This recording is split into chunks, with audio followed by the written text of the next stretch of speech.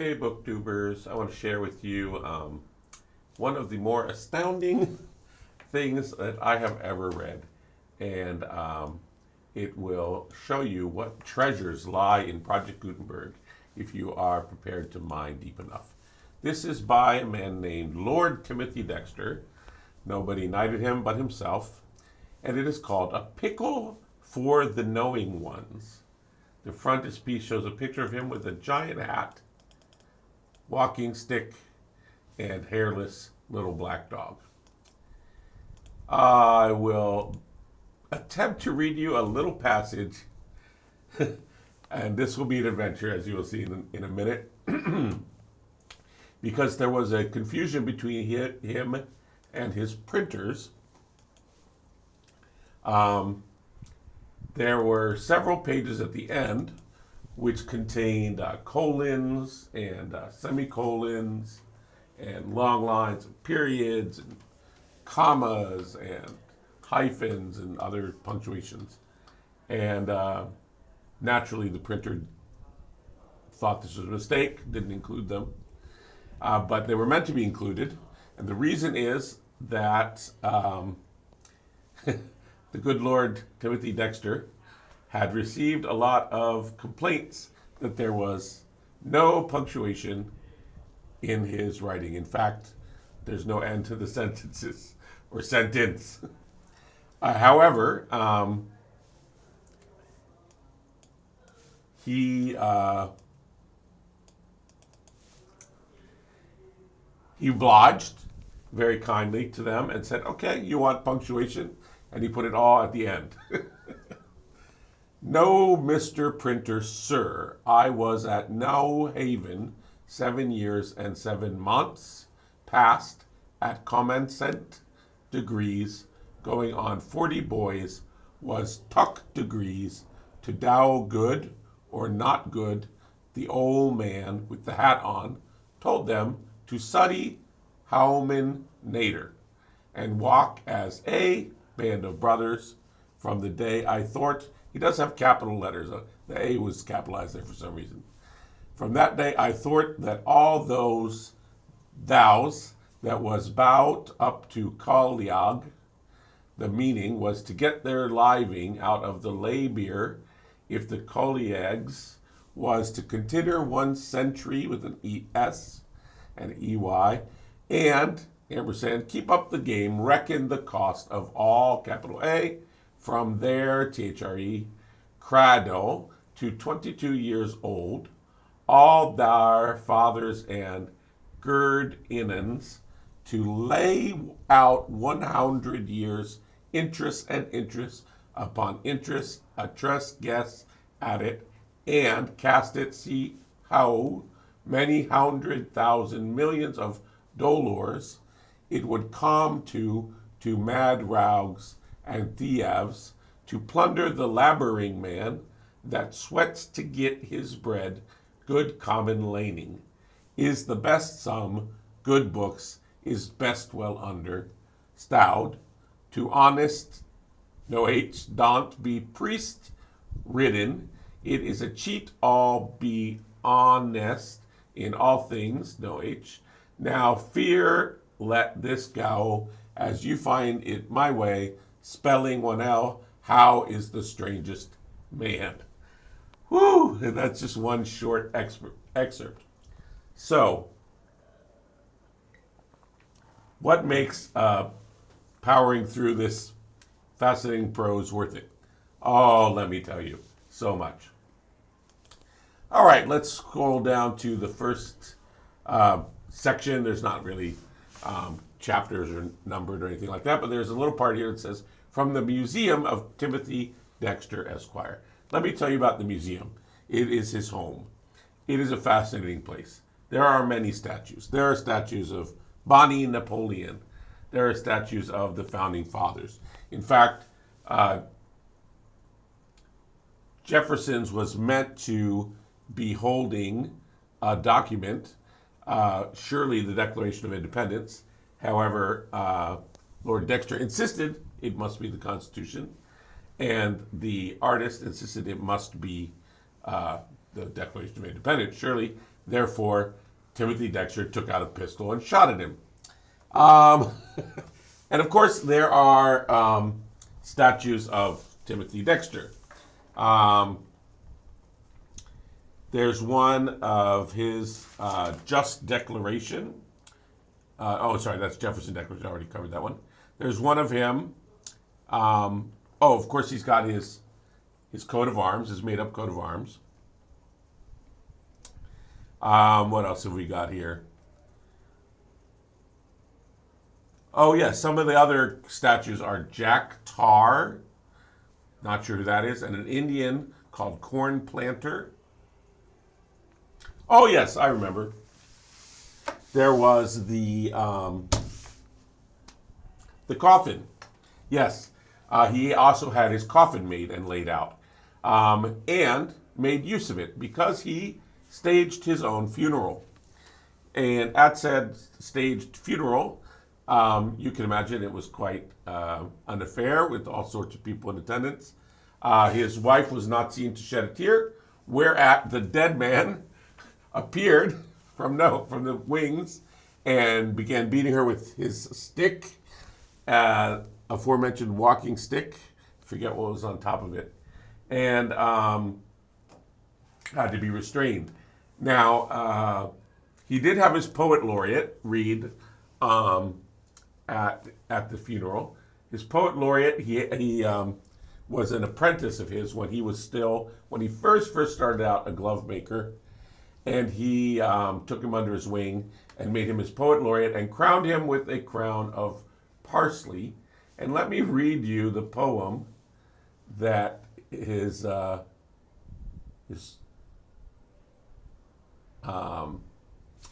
poet laureate wrote about him.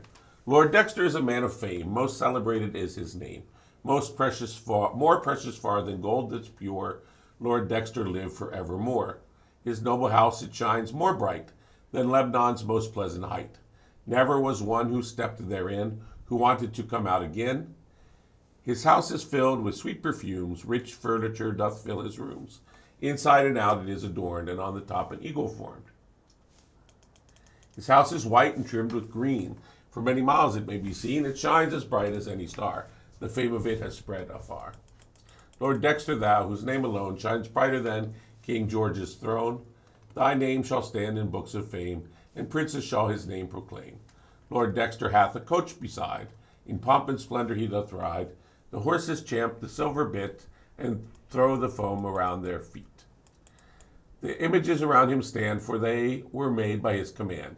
Looking to see Lord Dexter come, with fixed eyes they see him home.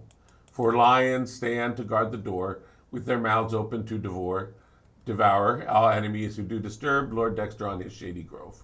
Lord Dexter, like King Solomon, hath gold and silver by the ton, and bells to churches he hath given to worship the great King of heaven. His mighty deeds, they are so great, he is honored both by church and state. And when he comes, all must give way to let Lord Dexter bear the sway. When Dexter dies, all things shall droop. Lord East, Lord West, Lord North shall stoop. That was it. The East, Lord, or West, that was on his statue. And then Lord South will pomp shall come and bear his body to the tomb. His tomb, most charming to behold, 1,000 sweets it doth unfold. When Dexter dies, shall willows weep, and mourning friends shall fill the street. May Washington immortal stand, may Jefferson by God's command support the right of all mankind. John Adams not a whit behind. America with all your hosts, Lord Dexter in a bumper toast. May he enjoy his life in peace, and when he's dead, his name not cease. In heaven may he always reign, for there's no sorrow, sin, nor pain. Until the world I leave the rest, for to pronounce Lord Dexter blessed. Perhaps you think like me that his apprentice, poet laureate, might have been better keeping to his making the gloves, but there it is. That is one honor done to him. He did have success. Obviously, he made some money. He started as a glover's apprentice. How he got lucky in that first affair, I can't quite recall because the others are so amazing. But he ended up having just a little bit of money to speculate and started buying up money during a time of mass inflation. and the money was virtually worthless. So people were giving him, millions of dollars for a glove or something like this. And he was taking it all. No one else was taking it. No one wanted it. They knew it was worthless. But as it so happened, something happened that the government wanted to get these out of circulation. So they offered, of course, not face value for them, but even if it was like 10% or even pennies on the dollar, he had so many barrelfuls and barrelfuls of these useless bonds or bills of trade that he became a quite wealthy man.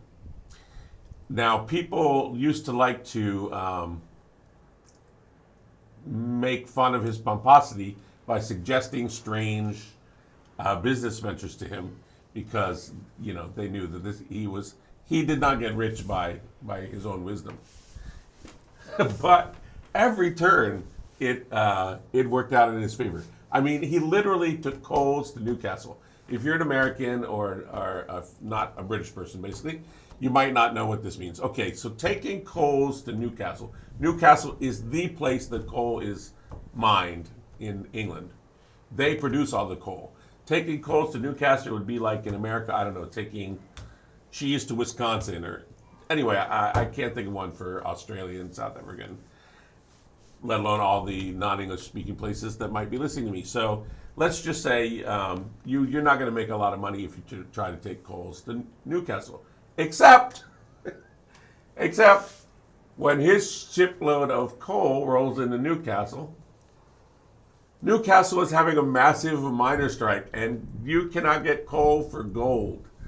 And he makes a bundle on selling coals to Newcastle. Oh, let me find the section where he's talking about his business interests. Oh, it's amazing. Would you believe me if I told you he sold? So they teased him again. They said, you should buy up all these bedpan warmers and bed warmers and sell them to, I believe it was Jamaica. So what these were was sort of like little waffle irons that you could put your coals in, put it, slide it underneath your mattress to keep your bed warm in a safe way. I don't know, they had a lot of fires back then. But anyway, I think the predecessor to what was water bottles, which actually existed still in England at least, in the council houses when I was still a boy. And maybe in some countries watching, maybe you still use water bottles. But you don't probably use them if you're in Jamaica because it's a very hot place that does not need bed warmers. But something happened that they needed metal, and the shape of this thing, it was such that he sold all the bed warmers in Jamaica and made another bundle from that. Oh, let's see what else. He speculated in whalebone, which was used of the corsets for the dresses back then. Everything he turned his hands to, he just succeeded. And he also, of course, kept doing the best he could to destroy himself with his extravagances. That was not the only time he tried to shoot someone, for example. His marriage and his relationship with his children. Oh my gosh. There's so much here that I'm going to cut myself off at this point, especially because I can't really read my notes. But trust me, it's not long. It's got a few more sections. Let's see what other sections have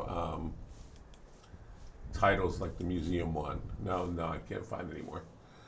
Anyway, so do yourself a favor. Go to Project Gutenberg. It's free. Check out, if you can parse it and read it, the wonderful, amazing, unique document that is a pickle for the knowing ones.